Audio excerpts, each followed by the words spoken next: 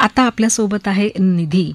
निधी या संस्कृतच्या महोत्सवाशी खूप आधीपासून जोडली गेलेली आहे. सुरुवात झाली तेव्हापासून, म्हणजे आधी विद्यार्थिनी, त्याच्यानंतर मग स्पर्धेत भाग घेणारी एक स्पर्धक म्हणून, त्यानंतर शिक्षिका आणि आता स्वयंसेविका म्हणून ती या महोत्सवाशी जोडली गेली आहे. आणि तिनं संस्कृतमध्येच आपलं करिअरसुद्धा केलेलं आहे.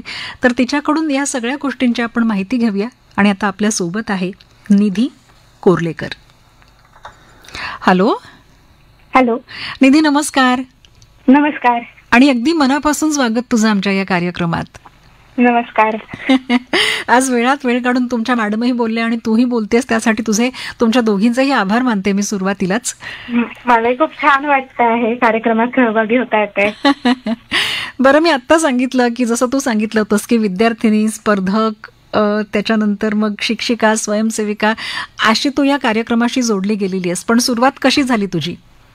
नक्कीच मला सांगायला खूप छान वाटतं की मी 12वीत असताना हा महोत्सव सुरू झाला आणि सुरुवातीला अगदी व्हॉलेंटियर म्हणून जे काम आपल्या वाट्याला येईल त्या अनुषंगाने संस्कृतसाठी काम करायचंय या उद्देशाने आम्ही सगळीच मुलं या संपूर्ण महोत्सवाची तयारी करायला लागलो.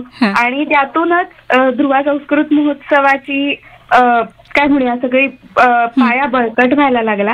आणि वेगवेगळे मग इव्हेंट्स असतील आणि वेगवेगळ्या प्रकारच्या खेळाच्या माध्यमातून आम्ही संस्कृतच्या आणखी जवळ गेलो. त्यामुळे माझी सुरुवात नक्कीच मी असं सांगू शकते की ध्रुवा संस्कृत महोत्सवामुळे माझ्या आयुष्यात संस्कृत खूप मोठ्या प्रमाणात जोडलं गेलं आणि माझ्या खूप जिव्हाळ्याचं झालं. हा, आणि आता कसं मॅडम पण मगाशी म्हणाल्या की आजी माझी सगळेच विद्यार्थी याच्यात सहभाग घेतात आणि तितक्याच उत्साहाने या कार्यक्रमाला एक वेगळ्या उंचीवर तुम्ही नेऊन ठेवलेलं आहे.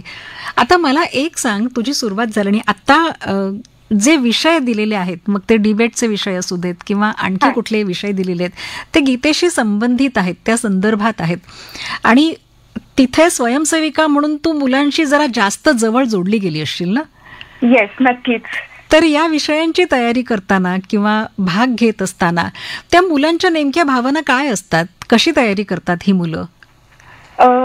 सगळीच मुलं म्हणजे आजही म्हणजे जितकी मुलं आता सध्या काम करतायत महोत्सवामध्ये ती संस्कृतसाठी काम करणारी, संस्कृतसाठी एकत्र आलेली मुलं आहेत. आणि भगवद्गीता हा विषय जरी आम्ही निवडलेला असला आणि तसं बघायला गेलं तर आजच्या पिढीच्या दृष्टीने तत्वज्ञान हा थोडा लांबचा विषय आहे. पण सगळीच मुलं आजी माझी विद्यार्थ्यांचा एकत्र सहभाग असून किंवा आमच्या अदिती मॅडमचं मार्गदर्शन असेल त्यामुळे भगवद्गीतेशी जोडली गेली.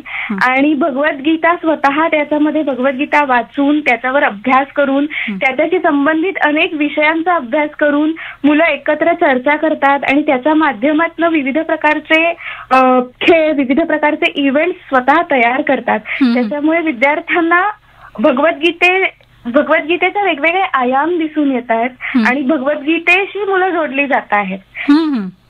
म्हणजे मला ते वाक्युद्धमचे तुमचे विषय जे आहेत ना, ते खरं तर फार आवडले ग. नक्कीच. आम्ही वाक्युद्धम वगैरे म्हणजे डिबेट आपल्या सगळ्या मुलांसाठी एक इव्हेंट डिझाईन केला. विद्यार्थ्यांनी खूप वेगळा विचार करून खरं तर हा संपूर्ण ही स्पर्धा आयोजित केली. यासाठी म्हणजे आम्ही वेगवेगळ्या पद्धतीचे विषय घेतले. त्यातले काही विषय मी नक्की नमुन्यादाखल सांगू इच्छिते.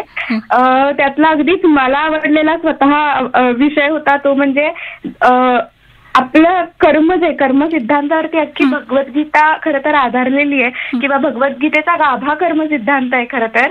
पण विद्यार्थ्यांनी खूप छान विचार करून आजच्या पिढीचा विचार आणि आजच्या पिढीचे एकूणच विचारधारा ही लक्षात घेता त्यांनी कर्म किंवा स्वकामना किंवा स्वतःचं स्वप्न असं ज्याला आपण म्हणतोय अशा दोन पद्धतीने विचार केलाय भगवद्गीतेचा. आणि त्याच्यात वाग्युद्ध म्हणजे डिबेट विद्यार्थी खेळणार आहेत. असे अनेक विषय विद्यार्थ्यांना दिलेले आहेत आणि त्याची विद्यार्थी तयारी करून नक्कीच येतील आणि एक नव्या पद्धतीने आणि नव्या विचारधारेने भगवद्गीतेकडे पुन्हा बघतील अशी आम्हाला नक्कीच आशा आहे.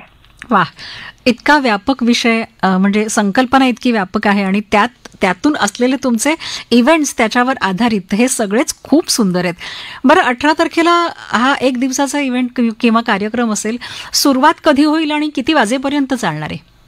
येस, आपला इव्हेंट जो आहे तो एकूण पूर्ण दिवसभराचा असल्यामुळे सुरुवातीला एक उद्घाटन सत्र असतं. ते सकाळी 9 वाजता त्याची सुरुवात होईल आणि साधारण आपले एकूण 11 इव्हेंट दिवसभरात होणार आहेत, ज्यामध्ये वेगवेगळे अगदी समूह नृत्य, गायनम, नाट्यम किंवा अगदी डिजिटल आर्ट, छात्र शिक्षकम किंवा क्विज अशा वेगवेगळ्या पद्धतीचे इव्हेंट असतील. ते साधारणपणे संपूर्ण इव्हेंट संपून समारोप समारंभ आपला एक संध्याकाळी 5 वाजता सुरू करण्याचा आमचा मानस आहे. वा वा वा, छान छान. हे तर झालं आपल्या या तुमच्या फेस्टिवल विषयी. पण आता मला तुझ्याविषयी जाणून घ्यायला आवडेल की तू करिअर म्हणून संस्कृतचा विचार केलास आणि यातच तू आता रमलीयस. पण हा विचार करत असताना तुझ्या घरच्यांचं काय म्हणणं होतं? पाठिंबा होता का? नक्कीच. मला अगदीच आवडेल सांगायला की माझ्या घरातही थोडा मला संस्कृतचा वारसा मिळाल्यामुळे आणि एकूणच माझ्या आजूबाजूला असणाऱ्या संस्कृतमय वातावरणामुळे मला करिअर संबंधी निर्णय घेताना फार चिंता आली नाही किंवा घरच्यांचा काही सपोर्ट बद्दल विचार करण्याची फार गरज वाटली नाही. मला घरच्यांनी पूर्णपणे पाठिंबा दिला की मला संस्कृत विषय घेऊन पुढे करिअर करायचं होतं. तर आणि त्यात मुळात आम्हाला आधार होता आणि आमच्या सगळ्यांचाच, मी एकटीच नाही, अर्थात माझ्याबरोबर माझे अनेक मित्रमैत्रिणी आहेत की ज्यांनी ध्रुवा संस्कृत महोत्सवातनं इन्स्पिरेशन घेऊन स्वतःचं करिअर संस्कृत असेल असा विचार केलेला आहे. त्यामुळे मला नक्कीच सांगायला आवडेल की घरच्यांची अगदी खूप चांगली साथ असते कायमच. आणि घरच्यांनी कधीही आम्हाला संस्कृतसाठी कुठल्याही प्रकारे प्रश्न विचारला नाही किंवा कसं करिअर होईल पुढे या संबंधी कुठल्याही प्रकारची अशी चर्चा आली नाही किंवा नकारात्मकतेचा तर संदर्भ नव्हता इथे. वा वा वा, छान छान.